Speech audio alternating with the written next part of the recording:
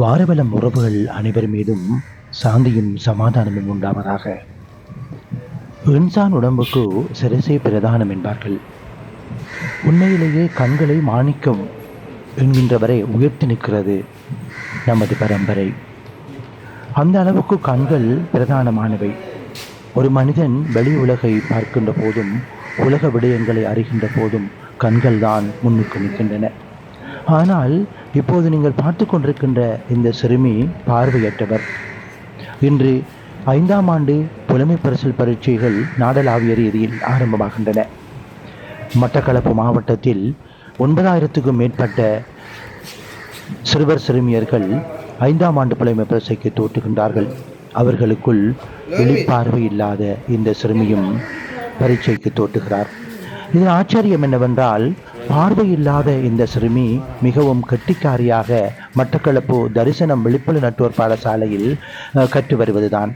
அதிலும் மனதை உருக்குகின்ற காட்சி, இந்த சிறுமி பரீட்சை மண்டபத்துக்கு செல்லுகின்ற போது அவரை போன்ற பார்வை இழந்த மற்ற ஏனைய அவருடைய சகோதரர்கள் வந்து அவரை வாழ்த்து தெரிவிப்பதுதான். அது உண்மையிலேயே மனதை உருக்குகின்ற காட்சியாக இருக்கிறது. அவற்றை நீங்கள் இப்போது பார்த்து கொண்டிருக்கிறீர்கள்.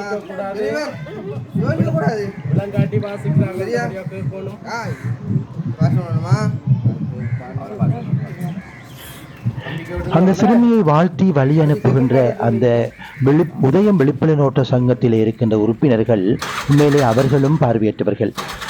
நம்ம மனதை உருக்குகின்ற இந்த காட்சியை இன்று காலையிலே நான் வாரபலம் உறவுகளுக்காக பதிவு செய்த போது என்னுடைய கண்களும் பணித்து கொண்டன. இறைவன் நமது அங்கத்திலே ஒரு சிறிய இடத்தில் ஒரு சிறிய குறையை வைத்தால் கூட நாம் எவ்வளவோ வருந்த வேண்டியிருக்கிறது. ஆனால் வெளி உலகை காண முடியாது.